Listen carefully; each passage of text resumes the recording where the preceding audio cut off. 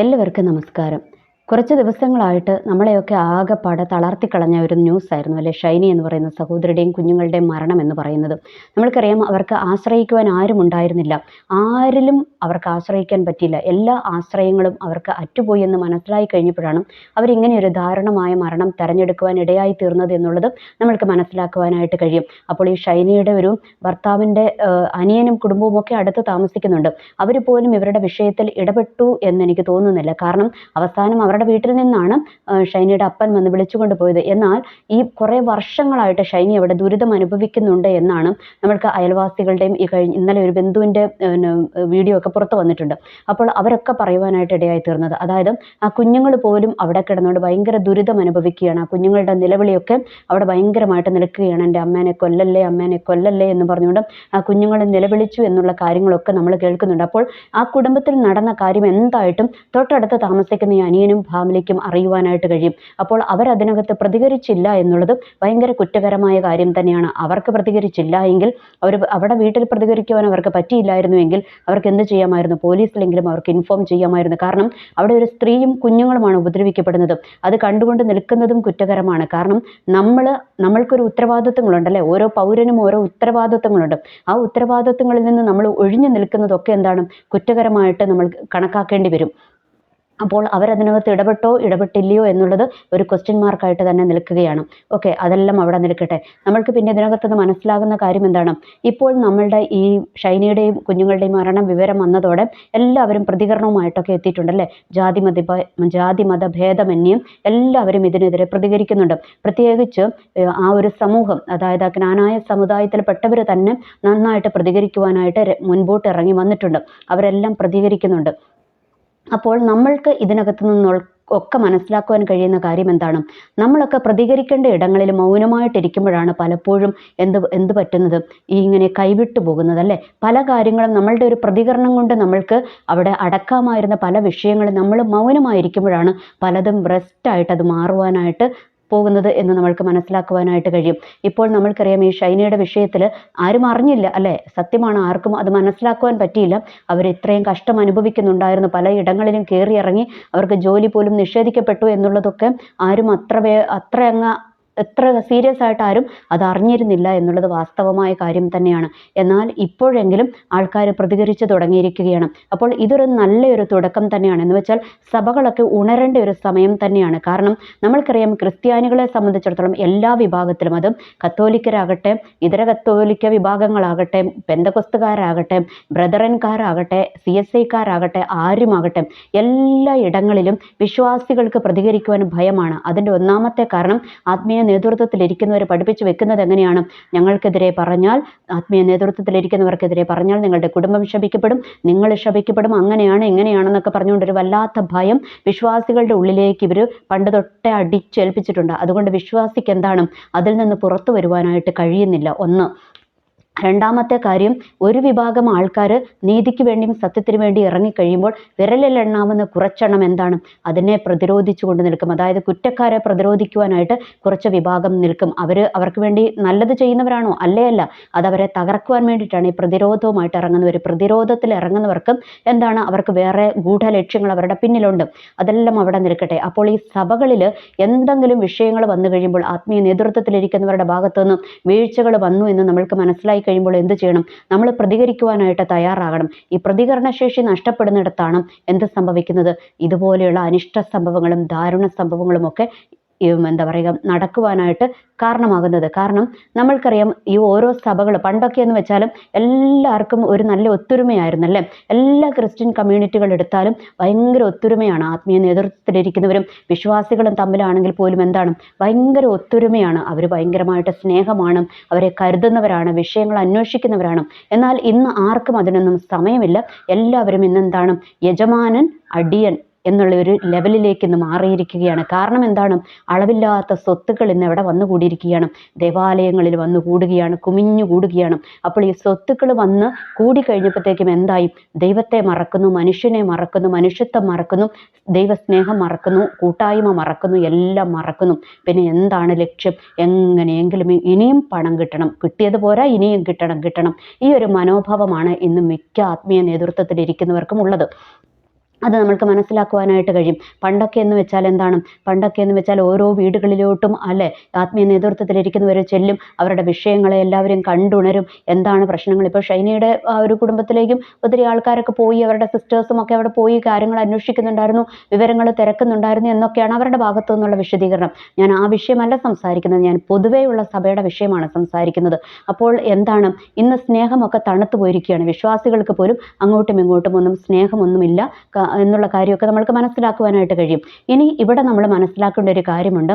ഈ പ്രതികരിക്കുക എന്ന് പറഞ്ഞാൽ അതൊരിക്കലും തെറ്റൊന്നുമല്ല. അത് ചുമ്മാ ഇവർ പഠിപ്പിക്കുന്നതാണ്. പ്രതികരിക്കരുതെന്നും ഇവർ പഠിപ്പിക്കുന്നതാണ്. പ്രതികരിച്ചാൽ ഒരിക്കലും തെറ്റല്ല. കാരണം അത് ഓരോ വിശ്വാസികളുടെയും കടമയാണ്. നമ്മളായിരിക്കുന്ന ആ ഒരു എന്താ പറയുക സഭ അത് നന്നായിട്ട് പോകണം, അല്ലെങ്കിൽ അത് നല്ല രീതിയിൽ കൊണ്ടുപോകണം.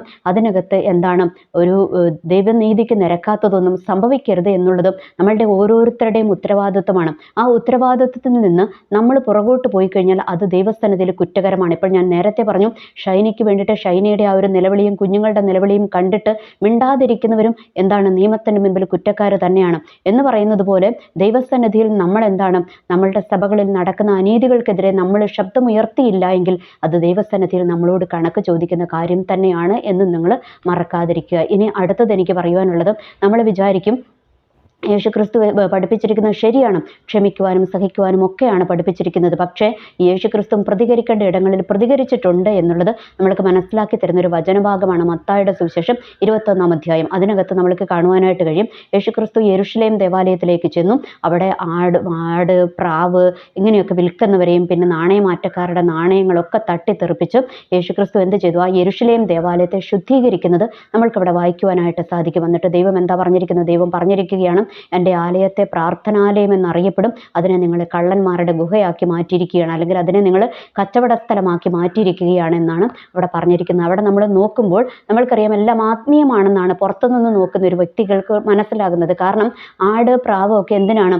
അവിടെ ബലിയർപ്പണത്തിന് വരുവാണ് അല്ലേ. അന്നത്തെ കാലത്ത് നമ്മൾക്കറിയാം യേശുക്രിസ്തുവിൻ്റെ ക്രൂശീകരണം നടന്നിട്ടില്ല, യേശുക്രിസ്തുവിൻ്റെ പരസ്യജീവിത ശുശ്രൂഷയുടെ സമയമാണ്. അപ്പോൾ അവർ റോമൻ ആധിപത്യത്തിൻ്റെ കീഴിലാണ്.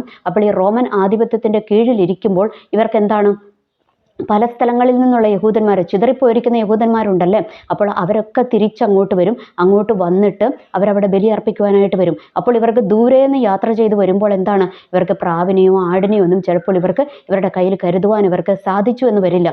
അപ്പോൾ അവർക്ക് എന്താണ് എളുപ്പമാണല്ലേ, ആ യെരുശലേം ദേവാലയത്തിൻ്റെ അവിടെയുള്ള എന്താ പറയുക ആ ഒരു ആടിനെയും പ്രാവിനെയും ഒക്കെ കുറുപ്രാവിനെയും ഒക്കെ മേടിച്ച് ബലി അർപ്പിക്കുക എന്ന് വെച്ചാൽ അവരുടെ പാപമോചനത്തിന് വേണ്ടി അവർക്ക് പരിഹാരം ചെയ്യുക എന്നുള്ളത് ദൈവത്തിൻ്റെ നിയമത്തിലുള്ളതാണ്. അത് ചെയ്യുക എന്നുള്ളത് ആവശ്യമാണ്. അപ്പോൾ അത് ചെയ്യാൻ വേണ്ടിയിട്ട് ഇവർക്ക് ഉപകരിക്കും. അപ്പോൾ നമ്മൾ നോക്കുമ്പോൾ എന്താണ്, ഈ ആടിൻ്റെ കച്ചവടം പ്രാവിൻ്റെ കച്ചവടം ഒക്കെ എന്താണ് ആത്മീയമാണെന്ന് നമ്മൾക്ക് മനസ്സിലാകും. ഇനി രണ്ടാമത് നാണയം മാറ്റുന്നവരുണ്ട്. അതും എന്താണ്, അതും ഇതുപോലെ തന്നെ അന്യദേശങ്ങളിൽ നിന്ന് വരുന്ന ഈ യഹൂദന്മാർ ബലിയർപ്പിക്കാൻ വരുന്ന യഹൂദന്മാർക്ക് അവരുടെ രാജ്യങ്ങളിലുള്ള കറൻസി മാറ്റി ഇവിടുന്ന് അവർക്ക് എന്താ വേറെ ആ രാജ്യത്തിൻ്റെ കറൻസി ഇവർക്ക് മേടിക്കുവാനായിട്ട് കഴിയും. അതുകൂടാതെ ഇവർക്ക് ചില്ലറയൊക്കെ എന്താണ് ദേവാലയ ഭണ്ഡാരത്തിൽ നേർച്ചയിടണം, അതിനുള്ള തുട്ടുകളൊക്കെ ഇവിടുന്ന് മേടിക്കുവാനായിട്ട് കഴിയും. അത് നോക്കുമ്പോഴും എന്താണ്, അതും അവിടെ ആത്മീയമായിട്ട് തന്നെയാണ് കാണുന്നത്. പക്ഷേ ഇത് എന്താണ് സംഭവിച്ചിരിക്കുന്നത്? യേശുക്രിസ്തു എന്താണ് പറഞ്ഞത്? നിങ്ങൾ ആലയത്തെ കച്ചവടമാക്കി എന്നാണ് പറഞ്ഞിരിക്കുന്നത്. എന്ന് വെച്ചാൽ ഈ കച്ചവടം എങ്ങോട്ട് കിടന്നു? ആലയത്തിൻ്റെ അകത്തോട്ട് കിടന്നു. അതായത് പുറത്ത് നടത്തേണ്ട കച്ചവടം ആലയത്തിൻ്റെ അകത്തോട്ട് കിടന്നു. അത് തന്നെയല്ലേ ഇന്നും മിക്ക ദേവാലയങ്ങളിലും കാണുന്നതും. കാരണം ഇന്ന് കണ്ണെങ്ങോട്ടാണ്? നേർച്ച ഭണ്ഡാരക്കുറ്റിയിലോട്ടാണ് ഇന്നെല്ലാവരുടെയും കണ്ണ് അല്ലേ. അതിനകത്ത് കുറഞ്ഞു പോയാൽ അടുത്ത പ്രസംഗത്തിൽ എന്താണ്, നിങ്ങൾ ദൈവത്തിന് കൊടുക്കണമെന്ന് ഇങ്ങനെ റിപ്പീറ്റ് ചെയ്ത് പറഞ്ഞുകൊണ്ടിരിക്കും. പറയാത്തവരുമുണ്ട് കേട്ടോ, പറഞ്ഞുകൊണ്ടിരിക്കും. ഇനി അതുകൂടാതെ എന്താണ്, എല്ലാത്തിനും പിരിവാണല്ലേ. പുതിയ സിമിട്രി പണിയണം, അതിന് പിരിവാണ്. പള്ളി പണിയണം, എല്ലാം വേണം. പക്ഷേ അവിടെ എന്താണ്, അതിൻ്റെയൊക്കെ നല്ല ഉദ്ദേശങ്ങൾ വിട്ട് അതൊക്കെ സ്വന്തം പോക്കറ്റ് വീർപ്പിക്കാനുള്ള അല്ലെങ്കിൽ പൈസ ഉണ്ടാക്കാനുള്ള ഒരു മെൻറ്റാലിറ്റിയിലോട്ട് മാറുമ്പോഴാണ് അതൊക്കെ എന്തായിത്തീരുന്നത്? കച്ചവടമായി തീരുന്നത്. അതായത് യെരുശലേം ദേവാലയത്തിൻ്റെ പുറത്ത് വയ്ക്കേണ്ട സംഭവങ്ങളെ എന്ത് ചെയ്തു? അകത്തോട്ട് കയറ്റി. അപ്പോഴാണ് ദൈവം അവിടെ ഇടപെട്ട് ചാട്ടവാറുണ്ടാക്കി എല്ലാത്തിനെയും അടിച്ചോടിച്ചു എന്നാണ് നമ്മൾക്ക് കാണുവാനായിട്ട് കഴിയുന്നത്. അവിടെ യേശുക്രിസ്തു പ്രതികരിച്ചു അല്ലേ. അപ്പോൾ ഇതേ പ്രതികരണം നമ്മളുടെ ജീവിതത്തിലും നമ്മൾ ഉൾക്കൊള്ളണം. പ്രതികരിക്കേണ്ട ഇടങ്ങളിലൊക്കെ നമ്മൾ പ്രതികരിക്കണം. നമ്മൾ മിണ്ടാതിരുന്ന് കഴിഞ്ഞാൽ എന്ത് ചെയ്യും? അതിനകത്ത് നമ്മളും കുറ്റക്കാരാകും. ഇപ്പോൾ ഈ ഷൈനിയുടെ വിഷയം തന്നെ എടുത്താലും സോഷ്യൽ മീഡിയ ഒക്കെ പലരും വന്നിട്ട് കമൻറ്റുകൾ ഇടുന്നത് ഞാൻ കാണുന്നുണ്ട്. നിങ്ങൾ പൈസ ഉണ്ടാക്കാനല്ലേ എന്നും. ആണ്, പൈസ ഉണ്ടാക്കാൻ തന്നെയാണ്. പൈസ ഉണ്ടാക്കുന്നത് യൂട്യൂബാണ് പൈസ തരുന്നത് അല്ലേ, അല്ലാതെ വേറെ ആരുടെ അടുത്തുനിന്ന് പിടിച്ചു മേടിച്ച് തരുന്നതല്ല. പക്ഷേ ഈ നമ്മൾക്ക് ഈ യൂട്യൂബിലൂടെയും അല്ലാതെ സോഷ്യൽ മീഡിയയിലൂടെയൊക്കെ ആൾക്കാർ ഓരോ വിഷയങ്ങളും ഇടപെട്ട് കഴിയുമ്പോഴാണ് അതിനകത്ത് അധികാരികളുടെ കണ്ണ് തുറക്കുന്നതെന്ന് നമ്മൾക്ക് കാണുവാനായിട്ട് കഴിയും. എന്ന് പറയുന്നത് പോലെ എന്താണ്, നമ്മളുടെ ആരാധനാലയങ്ങളിൽ, നമ്മളുടെ സഭകളിൽ നടക്കുന്ന എന്താ പറയുക അതിക്രമങ്ങൾക്കെതിരെ, അല്ലെങ്കിൽ അവിടെ പണത്തിന് മാത്രം മുൻതൂക്കം കൊടുക്കുന്നു എന്ന് കാണുമ്പോൾ, നീതി നിഷേധിക്കപ്പെടുന്നു എന്ന് കാണുമ്പോൾ, അല്ലെങ്കിൽ നീതി നിഷേധിക്കപ്പെടുന്ന കുടുംബങ്ങളും വ്യക്തികളും ഉണ്ട് എന്നൊക്കെ കാണുമ്പോൾ അവിടെയൊക്കെ നമ്മൾ പ്രതികരിക്കുവാൻ തയ്യാറാകുമ്പോഴാണ് ഈ ആത്മീയ നേതൃത്വത്തിൻ്റെയും കണ്ണ് തുറക്കുവാനായിട്ട് ഇടയാകുന്നത്. അതല്ലാതെ നമ്മളവരെ പ്രൊട്ടക്റ്റ് ചെയ്തും അവരുടെ തെറ്റുകൾക്ക് എതിരെ നമ്മൾ കണ്ണടച്ചു കഴിഞ്ഞാൽ നമ്മൾ ദൈവസന്നിധിയിൽ കണക്ക് കൊടുക്കേണ്ടി വരും എന്നുള്ള കാര്യത്തിൽ യാതൊരു തർക്കവുമില്ല. പിന്നെ നമ്മളെന്താണ് ചുമ്മാ പ്രശ്നമുണ്ടാക്കുന്നവരാകണമെന്നല്ല ഞാൻ പറഞ്ഞത്. എല്ലാത്തിനും കയറി ചുമ്മാ പ്രതികരിക്കണമെന്നും ഞാൻ പറയുന്നില്ല.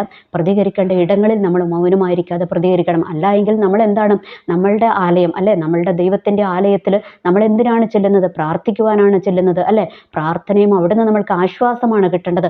അതിന് പകരം അവിടെ പ്രശ്നങ്ങളാണെങ്കിൽ എന്താണ് അവിടെ അർത്ഥം? അത് അവിടെ ദൈവസാന്നിധ്യം ഉണ്ടാകുമോ? ഉണ്ടാകത്തില്ല. അതുകൊണ്ട് നമ്മൾ എന്ത് ചെയ്യണം? പ്രതികരിക്കേണ്ടത് പോലെ നമ്മൾ പ്രതികരിക്കണം. ചുമ്മാ എല്ലാത്തിനും കയറി പ്രതികരിക്കണം എന്നല്ല, എന്നാൽ പ്രതികരിക്കേണ്ട ഇടങ്ങളിൽ നമ്മൾ പ്രതികരിക്കണം. തെറ്റുകൾ കാണുമ്പോൾ അത് തിരുത്തേണ്ടവരെ തിരുത്തുവാൻ നമ്മൾ അവരോട് പറയണം. അതൊക്കെ നമ്മളുടെ ഓരോരുത്തരുടെയും കടമയാണെന്നും കൂടെ നമ്മൾ തിരിച്ചറിയുക. അപ്പോൾ എനിക്ക് തോന്നുന്നു ഈ ഷൈനിയുടെ വിഷയം വന്നതോടെ എല്ലാ സഭകളിലേക്കും ഒരു എന്താ പറയുക ഒരു ജാഗ്രതാ നിർദ്ദേശം പോയിട്ടുണ്ടെന്നാണ് എനിക്ക് മനസ്സിലാക്കുവാനായിട്ട് കഴിയുന്നത്. കാരണം ജാഗ്രതാ നിർദ്ദേശം എന്ന് വെച്ചാലും വിശ്വാസികൾ ഗതികെട്ടാൽ പ്രതികരിക്കും എന്നുള്ള ഒരു ബോധം ആർക്കുണ്ടായിരിക്കുകയാണ്? അധികാരികൾക്കൊക്കെ ഉണ്ടായിരിക്കുകയാണ്. അതുകൊണ്ട് എന്ത് ചെയ്യണം? വിശ്വാസികളെ നോക്കുമ്പോൾ, പ്രതികരിക്കുന്ന വിശ്വാസികളെ കാണുമ്പോൾ സഭകളിൽ വേണ്ടുന്ന കറക്ഷൻസുകൾ വരുത്തുവാൻ ആത്മീയ നേതൃത്വത്തിൽ ഇരിക്കുന്നവർ നിർബന്ധിതരാകും എന്നുള്ളതും അതിനകത്തൊരു പോസിറ്റീവായിട്ടുള്ള കാര്യമാണ്. അതുകൊണ്ട് തെറ്റുകളിലേക്ക് പോകുവാൻ അവർക്ക് സപ്പോർട്ട് കൊടുക്കുന്നവരാകാതെ തെറ്റുകളിൽ നിന്നും തെറ്റുകളിലേക്ക് പോകുന്നവരെ തിരുത്തുവാൻ നമ്മൾ തയ്യാറാകണം. ഒപ്പം നമ്മൾക്കറിയാം നമ്മളുടെയൊക്കെ ക്രിസ്ത്യൻ ലൈഫ് അല്ലെങ്കിൽ നമ്മളുടെയൊക്കെ സഭകളൊക്കെ നാശത്തിലോട്ട് പോകുന്നത് എവിടെയാണ്? നമ്മൾ ദൈവത്തെ മാറ്റി നിർത്തി. ഇന്ന് എത്ര സഭകളിൽ ദൈവസാന്നിധ്യം ഇറങ്ങുന്നുണ്ട്? ഇല്ല അല്ലേ. കാരണം ദൈവസാന്നിധ്യം ഉള്ളിടത്ത് എന്തിന് സ്ഥാനമില്ല? പണത്തിന് സ്ഥാനമില്ല. ഇന്ന് പണത്തിനും പ്രതാപത്തിനും പ്രശസ്തിക്കും അല്ലെങ്കിൽ അധികാരത്തിനുമാണ് ഇന്ന് മുൻതൂക്കമെങ്കിൽ അവിടെ ദൈവസാന്നിധ്യമൊന്നും ഇറങ്ങത്തില്ല. പിന്നെ വേറെ ഏതെങ്കിലും സാന്നിധ്യമായിരിക്കും അവിടെ ഇറങ്ങുന്നത് എന്നുള്ള കാര്യം കൂടെ നമ്മൾ മറക്കാതിരിക്കുക. അപ്പോൾ നമ്മൾ എന്ത് ചെയ്യണം? പ്രതികരിക്കേണ്ടിടത്ത് നമ്മൾ പ്രതികരിക്കണം. നമ്മൾ ചുമ്മാ ക്രിസ്ത്യാനികളാണെന്നുള്ള ലേബലിൽ നടന്നതുകൊണ്ട് കാര്യമില്ല. നമ്മൾ പ്രതികരിക്കേണ്ടിടത്ത് പ്രതികരിക്കുക തന്നെ വേണം. ചിലരൊക്കെ പറയുന്ന ഇതിൻ്റെ അടിയിലൊക്കെ ചിലർ വന്നിട്ട് കമൻ്റ് ഇടും, അവരെന്തായാലും മരിച്ചുപോയി, ഇനി എന്തിനാ നിങ്ങളിത് പറഞ്ഞുകൊണ്ടിരിക്കുന്നതെന്ന്. അത് നമ്മൾ പറഞ്ഞുകൊണ്ടിരിക്കുമ്പോഴാണ് ഇതുപോലെയുള്ള കാര്യങ്ങൾ ഇനിയും റിപ്പീറ്റ് ചെയ്യാതിരിക്കുന്നത്. കാരണം നമ്മൾക്ക് പൈസ കിട്ടിക്കഴിയുമ്പോൾ, യൂട്യൂബിലൂടെ പൈസ കിട്ടിക്കഴിയുമ്പോൾ എന്തെങ്കിലുമൊക്കെ സമൂഹത്തിന് വേണ്ടി ചെയ്യുവാൻ നമ്മൾക്ക് സാധിക്കും. നമ്മളുടെ കയ്യിൽ പൈസ ഇല്ല എങ്കിൽ നമ്മൾക്ക് എന്തെങ്കിലും ചെയ്യാൻ പറ്റുമോ? ഒന്നും ചെയ്യാൻ പറ്റത്തില്ല. നമ്മുടെ മുൻപിൽ ഒരാൾ വന്നിട്ട് ഒരു സങ്കടം പറയുകയാണ്, എനിക്കിന്ന് ഭക്ഷണം കഴിക്കാൻ പൈസ ഇല്ല എന്ന് പറഞ്ഞു കഴിയുമ്പോൾ ഞാൻ 2 പ്രസംഗം പറഞ്ഞതുകൊണ്ടായോ? ആയില്ല. കാരണം അവരെ സഹായിക്കണമല്ലേ. അവർക്ക് ആ ഭക്ഷണത്തിന് വേണ്ടുന്ന ഭക്ഷണം മേടിച്ചു കൊടുക്കുവാൻ, അല്ലെങ്കിൽ അവരുടെ ആവശ്യത്തിന് ഒരു കുറച്ച് പൈസ അവരുടെ കയ്യിൽ കൊടുക്കുവാൻ എന്തുണ്ടാകണം? എൻ്റെ കയ്യിൽ പൈസ ഉണ്ടാകണം, എന്നാലേ എനിക്ക് കൊടുക്കുവാൻ പറ്റത്തുള്ളൂ അല്ലേ. അപ്പോൾ അതുകൊണ്ട് ഈ യൂട്യൂബിലൂടെ പൈസ ഉണ്ടാക്കുന്നു എന്ന് പറഞ്ഞുകൊണ്ട് നിങ്ങൾ വലിയ കളിയാക്കാനാണ് എല്ലാവരും അല്ലോ കേട്ടോ. ഒത്തിരി പേര് പ്രോത്സാഹിക്കുന്നവരാണ്. 2, 3 കുറച്ച് പെണ്ണുങ്ങളാണ് എൻ്റെ വീഡിയോയുടെ അടിയിൽ 3, 4, 5 പെണ്ണുങ്ങളാണ് ഈ തച്ചിന് കുത്തിയിരുന്ന് നെഗറ്റീവ് കമൻ്റ് ഇടുന്നത്. അപ്പോൾ അവരുടെ അടിയിൽ എൻ്റെ മാന്യത കൈവിടാതെ തന്നെ അവർക്ക് ഞാൻ റിപ്ലൈ കൊടുക്കുന്നുണ്ട്. പിന്നെ ചിലതുങ്ങളുടെയൊക്കെ കമൻറ്റ് വായിക്കുമ്പോഴറിയാം വിവരവും ഇല്ല, വിദ്യാഭ്യാസവും ഇല്ല. അതുകൊണ്ട് അതുങ്ങളെയൊന്നും കമൻറ്റിന് റിപ്ലൈ കൊടുത്തിട്ടും കാര്യമില്ല എന്ന് കരുതി ഞാൻ ബ്ലോക്കിലോട്ട് അങ്ങ് തള്ളിവിടാറുണ്ട്. ചിലർക്ക് മനസ്സിലാകും എന്നുള്ളവർക്ക് ഞാൻ റിപ്ലൈ കൊടുക്കാറുണ്ട്. ചിലരൊക്കെ നല്ല ഫേക്ക് ഐഡിയ ഒക്കെ ഉണ്ടാക്കിയിട്ട് വരുന്നവരുമുണ്ട്. അതൊക്കെ നമ്മൾക്ക് മനസ്സിലാകും. അതെല്ലാം അവിടെ നിൽക്കട്ടെ. അപ്പോൾ ഞാൻ പറഞ്ഞത് എന്താണ്? നമ്മൾ എന്തായിരിക്കണം? നമ്മൾ പ്രതികരിക്കുന്നവരായിരിക്കണം. നമ്മൾക്ക് എന്താണ്? ദൈവസന്നിധിയിലും നമ്മൾക്കൊരു നീതി കിട്ടണമെങ്കിൽ നമ്മൾ ദൈവത്തിന് വേണ്ടി പ്രതികരിക്കണം. ദൈവസഭയ്ക്ക് വേണ്ടി നമ്മൾ പ്രതികരിക്കണം. നമ്മളുടെ സഹോദരങ്ങൾക്ക് വേണ്ടി നമ്മൾ പ്രതികരിക്കണം. ഒറ്റപ്പെടുന്നവർക്ക് വേണ്ടി നമ്മൾ പ്രതികരിക്കണം. ഇതൊക്കെ നമ്മൾ പ്രതികരിക്കുവാൻ തയ്യാറാകുമ്പോഴാണ് നമ്മളുടെ ക്രിസ്ത്യൻ ലൈഫിന് എന്തുണ്ടാകുന്നത്?